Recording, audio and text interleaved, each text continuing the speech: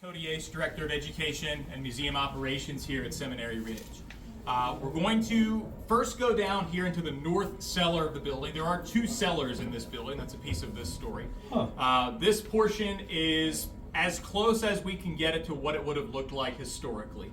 And here we'll talk about this space, its many uses through the years, especially focusing upon what happens here in the summer of 1863 with wounded patients who are inside of this cellar before they are brought upstairs into the hospital itself. But also some of the other changes that took place here through the years, how this space has been utilized. From there then you'll head down to the south cellar and you'll get a behind the scenes look of basically HVAC storage, what it's like to operate a 21st century museum inside of a 19th century building. And you'll get a sense of the relatively limited space, but also historical space that we have to work with.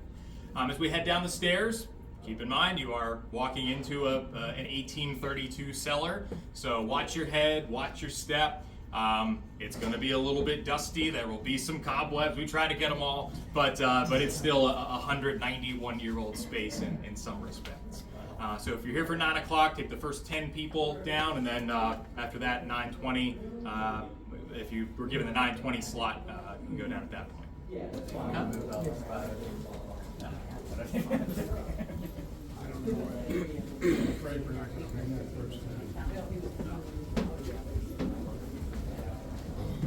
I wasn't counting. You look like you stayed up all night, man. I got about 2 hours of sleep.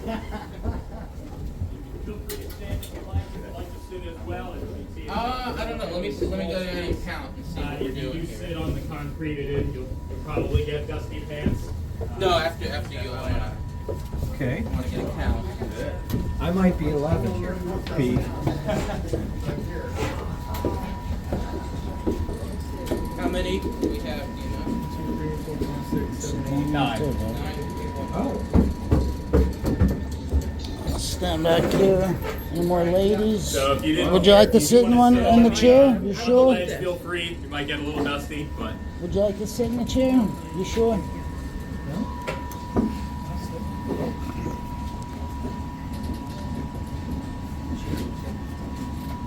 yep. Yeah, you can stand. You can sit. Up to you. Chair here.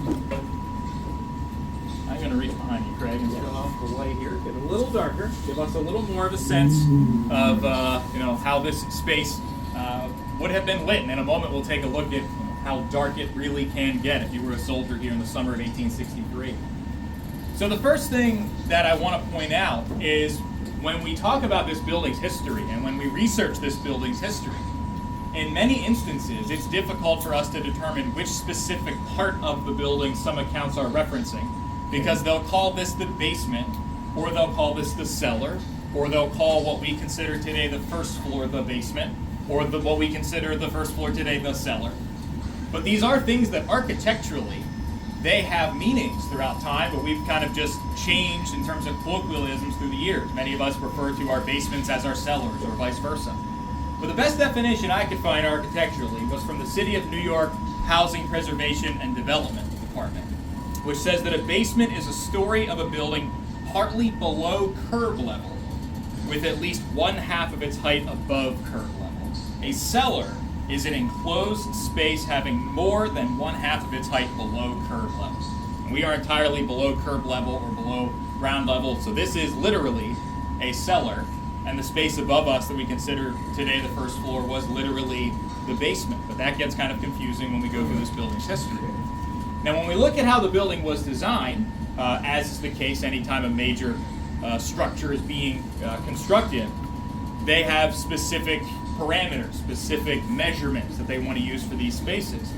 And that's a good way for us to figure out where they're talking about in the building is when we look at the measurements today. So for instance, in 1831, the year before this building is completed, the seminary board minutes say that the basement story would be 8 feet in height, the first and second story 10 feet in height. So we can see they're differentiating between this space, a little shorter than the actual upper floors of the building itself.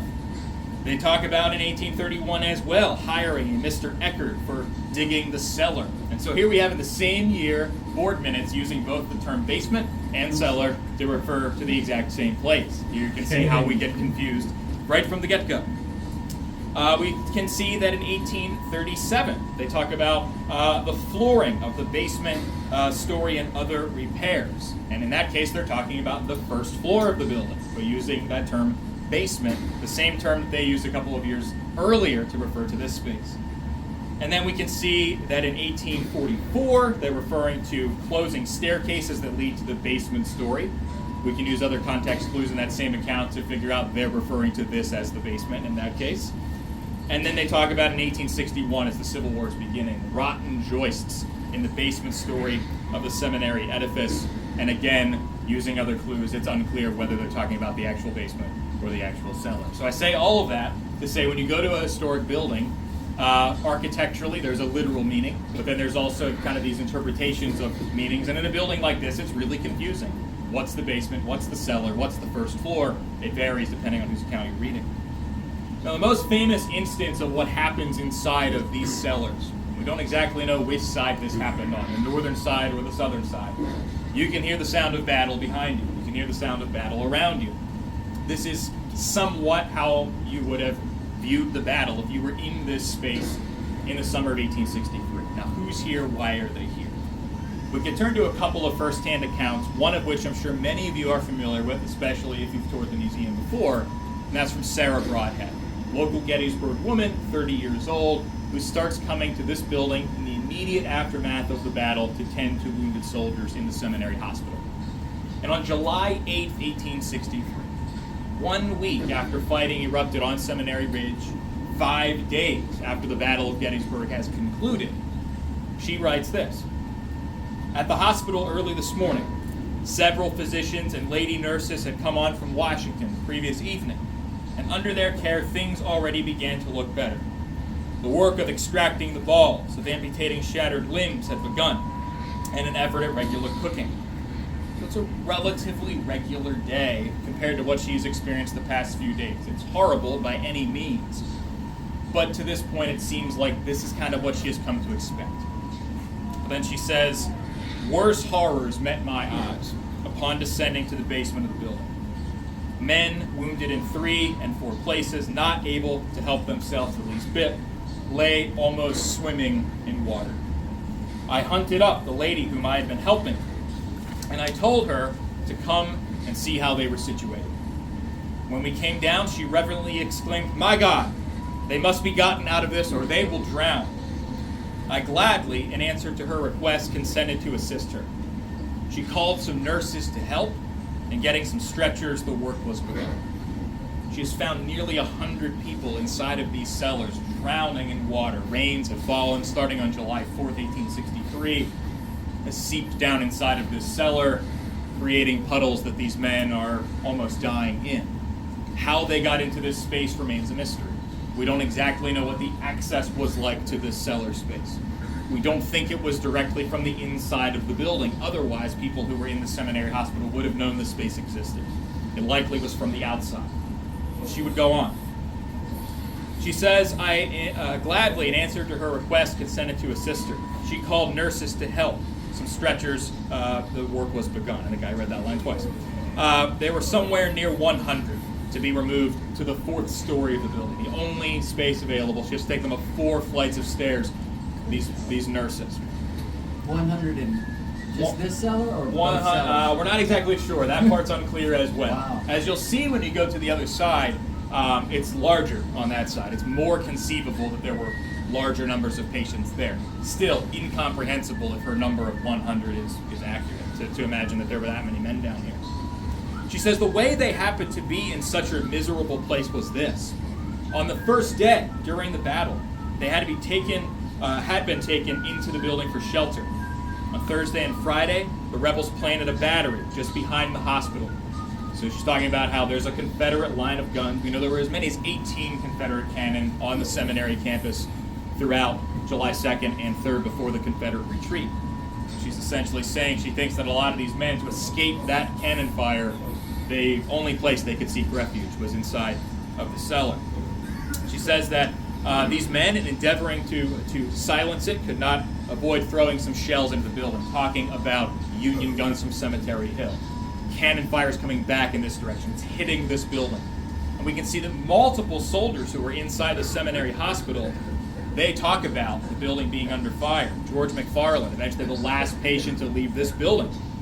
He says a rebel battery near the south end of the seminary caused it to tremble, the window sash to rattle as though shaken by an earthquake. The Union guns responded, putting hospital and inmates in a dangerous position. Even these wounded soldiers are not safe from the fighting that is happening outside of the building from Union guns that are firing from about a mile away. Jeremiah Hoffman, a wounded soldier in the building from the 142nd Pennsylvania, he sees this is happening. He sees there are shots being fired toward the structure. And he asks one of the Confederate guards, can I place at the top of this building a hospital flag? And finding none, they find the largest piece of cloth that they can, a red petticoat belonging to Mary Ziegler, the matron of the building. Lived at the southern end of the other end of the building where the restrooms are today. The Ziegler family resides. And ultimately, they'll cut off a piece of this flannel petticoat and hang it from the top of the cupola, trying to make sure that wounded soldiers are not themselves being fired at. It's making sure that people don't have to try to escape what people are enduring who are down inside of the cellar. Bear in mind, as all of this is happening, nobody knows that they're here. Nobody knows that anybody is in this space.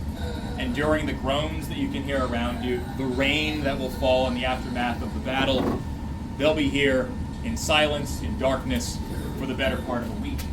If I could have somebody switch off the lamp that's just behind you for just a moment, this gives us a sense of how dark this space can get, and that would be, of course, with a door closed likely above us. Maybe these men have the ability to light a candle or a match if they had it on their person. But if you can imagine being in total, utter darkness, if you can imagine the moisture, the humidity that must be in this space, unimaginable horrors, as Sarah Broadhead said, met her eyes. We can turn the light back on there. Thank you very much. So, Sarah Broadhead would continue in her diary entry on July 8th. She talks about heavy rains following the engagement, which had flooded the floor, giving us a better sense of the fact that there is a lot of water in this space. She says, I did not think all could be removed today. She's writing this that night. But the lady said it must be done, and by hard work, she had it accomplished. Now, in the aftermath of the battle, unfortunately, we don't know the names of all of these soldiers who were here. We don't have any patients who themselves write about being in this space. We don't know how many of these men are the 80 or so soldiers who perish in the seminary hospital or are buried in the ground outside of it. She says that almost all of them are almost drowning. We don't know how many of them were well enough to recover from the wounds that they had sustained. Now, in the aftermath of the battle, this space will gain some notoriety. Sarah Broadhead is going to publish her diary, sells it for the benefit of union or aid organizations. And we can find a couple of interesting entries in seminary board minutes just about this space architecturally. In 1866, there's a reference to the proper ventilation of the cellar. Perhaps they have taken some lessons from all of the flooding that has taken place in this space. And we can see historically through the years, we have like a wooden trough that we can see up here. Is that from gutters, or is that them intentionally bringing water down here? Yeah, I'm not exactly sure. Yeah, and some places, we can see, where they have dug out, both in terms of modern, but also historically. These are the original stone foundations that are surrounding us. There was a dirt floor, in fact, beneath us until 2012, 2013, when the museum was put into the building. But we have kind of these curious pieces throughout the building's history. In 1872, we see a reference in the board minutes to graded windows into the cellar, again, for better ventilation. They have to renew the timbers and the flooring above this space multiple times. That includes during the most recent renovation.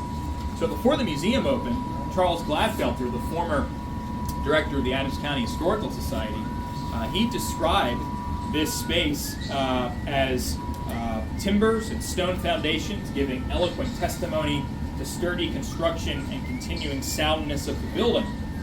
But he went on to say the basement is primarily an unfinished below-grade space created to house heating and other mechanical equipment which serves the building today. So we can see the change of this space to better serve the building's purpose. And we have some photographs from when that work was being done. I'll turn on the full lights here.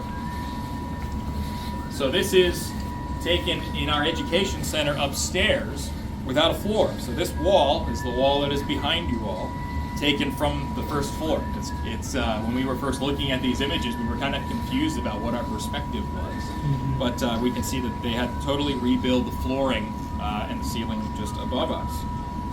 This image here, which way we're oriented, this would be looking in this direction. I believe, I'm sorry, looking in that direction. So when you see the door for our education center upstairs, that would be here. So we're looking towards that wall.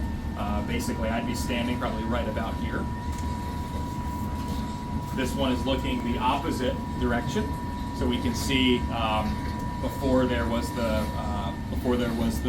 current staircase that they constructed here and the doorway that was added. See the lack of a floor down here. It's just stone. It's just dirt, excuse me. And this one is looking toward the wall behind me. Taken again from that side, looking in this direction, and we can see right into the first floor hallway where we just met is basically right about here. What is that? I believe so. Yeah. So we can see where they build over some of these pieces with concrete, but we can match it up with this open space that's up here. And that goes into an open space.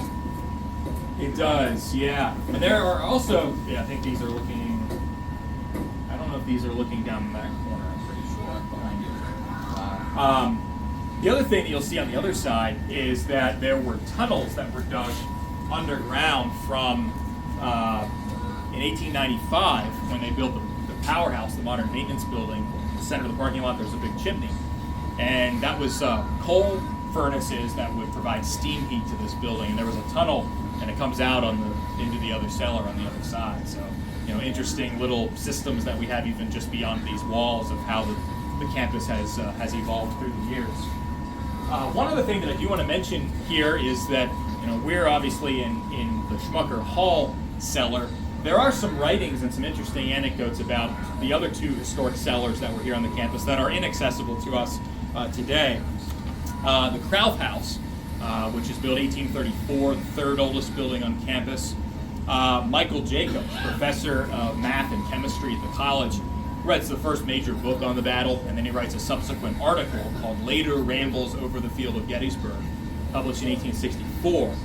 And he talks about coming down the crest of Seminary Ridge to the residence of Dr. Krauth. And he talks about how, when he talks to Dr. Krauth about his family's story, he mentions that they went to the cellar for safety, but soon found it to be less dangerous than the above stairs. So we can see, like so many places in Gettysburg, families hiding inside of their cellars. A place of refuge, sort of like this was a place of refuge for wounded soldiers that suddenly became a trap for them as kind of that darker turn of its story. And down at the Schmucker House, the second oldest building here on campus, its cellar has the interesting piece of its story that it might have been used. It was suggested in the 20th century by Abdel Wentz, seminary president. When he writes the seminary history, he says that he believes that space was used as a station on the Underground Railroad. As he writes, he says, in the dingy cellar of the house, one can see evidences of the provision that was made for slaves. But in more recent years, the likes of Tim Smith, Michael Dries, historians who have done a lot of work on the battle, on this building, on the seminary as a whole, Tim Smith says that although Wentz firmly believed the Schmucker House basement was used as a station on the Underground Railroad, there is no solid evidence to back up this claim. Likewise, Michael Dries says it is difficult to ascertain if the Schmucker property was a designated station or if it was only used infrequently by individual runaways. So again, these cellars are these places of refuge, whether that was for enslaved people seeking freedom, if there is truth to that anecdote, for a family seeking refuge before it flees further into the town of Gettysburg during the battle, or for wounded soldiers who made their way to spaces like this one and the one on the other side of the building, but unfortunately endured a darker fate and are not found for several days. But this hopefully adds kind of another piece of understanding to this building, even if you've been virtually everywhere else through the 4 floors of exhibits up to the cupola. This is a space that tells a couple of those historical stories, but it also really highlights the fact that we have to make use of these spaces inside of this 21st century museum as well. So any questions? We have a minute or two here. If you have any questions. Is there any documentation of anybody who succumbed to the weather? Not as far as I know. So unfortunately, Sarah Broadhead's account is about the only one we have of someone, in the moment, contemporary, talking about what happened here. And I basically just read the entirety of it. She doesn't give us a sense of the fate of these soldiers. Jeremiah Hoffman, one of those wounded soldiers I mentioned, who writes about the building undergoing fire, places the hospital flag. He talks about seeing men actually make their way into. He says he sees one man after the building is hit. The building is filled with smoke. The cry was raised. The building is burning. And then he talks about a soldier who jumped and ran down into the cellar. The very picture of fright. And so we get the image of the person coming down here. We don't get the sense of who that soldier was, whether when he comes back up, if he has survived. I don't think anybody died while here, but I don't know if any of these soldiers succumbed to their wounds any aftermath. Are there any original beams anywhere in this cellar or the other? Not as far as I know. I think everything was totally rebuilt. That was a big concern for the Historical Society. Was this floor, and when they did the renovation, the Seminary Ridge Foundation before the museum was put in, this was one thing that they had to totally rebuild, was the entirety of this floor and this ceiling above us. But pretty much all original stone foundation. Robert, take one more question. I find it curious, Cody, that no one knows that this is a hospital. Yeah. Certainly, First Corps people would know that. Yeah. Except they're more on Culp's Hill, right? So they may not even be aware that our guns are firing on our own people. Yeah. So this is just curious. Yeah, and I've always wondered too, like there's an account from Andrew Cross of the Christian Commission where he talks about how there are Union artillerists on Cemetery Hill who have heard the Confederates are using some of the cupolas. And they basically don't want these men using them as tactical positions because that will draw fire. But ironically, he hears these soldiers then say, "Well, fire a couple of shots toward the seminary, dissuade them from using that cupola." And he says, "I physically witnessed 2 shots hit the side of the seminary building when they do this." So yeah, they're aware. But it's and I think the idea behind placing the flag there is A, to make them aware, of course, but then B, even if they're aware, just kind of keep it at the front of their minds, like use it as kind of the reverse of a target, like. Don't hit that space. Like, let's mark that so we don't hit that kind of idea. Thank you. All right. Well, thank you all for coming down. We'll head back up, and we'll get you down to the other side. You can see the south side. Welcome. So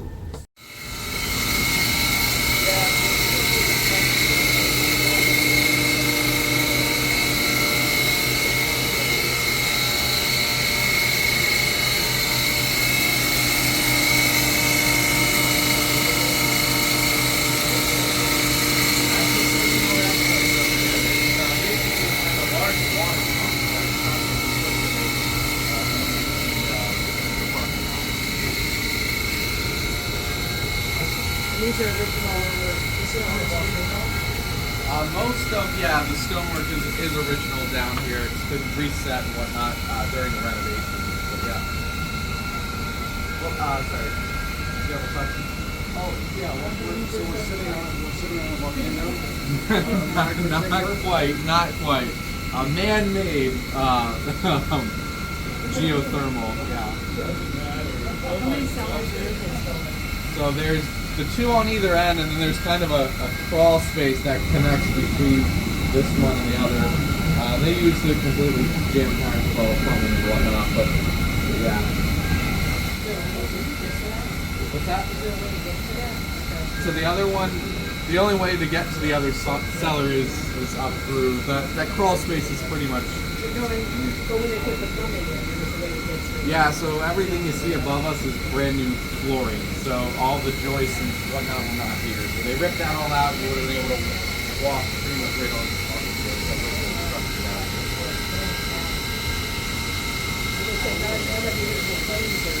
Yeah, so all the floor joists, all that was replaced 2011, 2012 during the renovation here.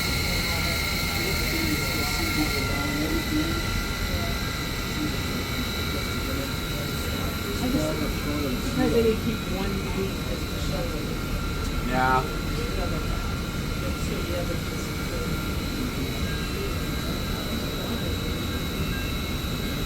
Is this pretty much the first time that they're bringing people down to these spaces? Yeah, it's the first time we've ever had it open and accessible to the public. There's been enough interest over the years that we decided, all right, what the heck? You want to see it? We'll let you see it. Yeah. Yeah. Wasn't quite that way a week ago, but we put a little elbow grease in and shined it up for you. What's your name? Caleb.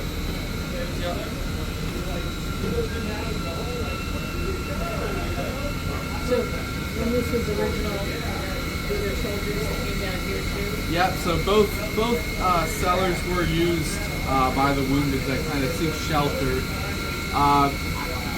How you got down here, we're not exactly sure. More than likely, there probably would have been access from the outside that brought you down. Makes sense why nobody, when they were coming in through that side entrance, decided to look down here until several days later. Now when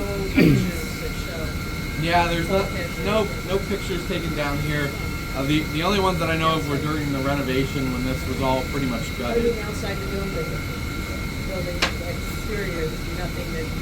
Yeah, so all the kind of early pictures that we have, they're far enough away that it's kind of hard to see if there's a door or anything that would be where the door would be for the cellar here. So yeah. Somebody was telling us that no one's exactly sure how those soldiers got down here. Must have bulkheads, right? Yeah, probably. So that's probably the most likely. If we look at the Schmucker House and Krauf House, they both have those added. Now, likely that's on the portion of the building that's more modern. So, again, probably not the ones that were here in 1863. But the fact that they are still existing today, pretty good chance that this building had them as well. Well, it's interesting. The farmhouse I went upstairs said he was being brought in the entire building. Man, yeah. As the Confederates are literally coming in that door. Yeah, so it's pretty incredible to think just how close the combat was kind of surrounding this building. Now, when they were doing all the preservations and stuff here, and this was still dirt, did they find any kind of relics, or they find anything? They do. They find, oh man, it's been a little while since I looked at that information. It's about 20 or so artifacts, most of which are just kind of nails and such, nothing too exciting. There was a pig bone found, which would lead us to believe that the kitchen was on the other side, so it's probably found in that cellar. So it probably was some sort of kitchen refuse or trash pit when it was still in use by the seminary at the time. So.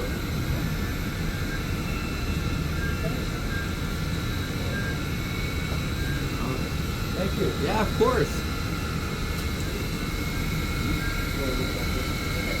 Thank you very much. My pleasure. Thank you guys. You ready?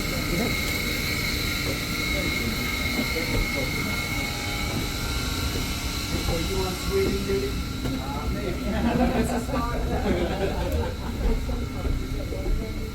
Yeah, so both sides, that's what most notably, actually, it's kind of on the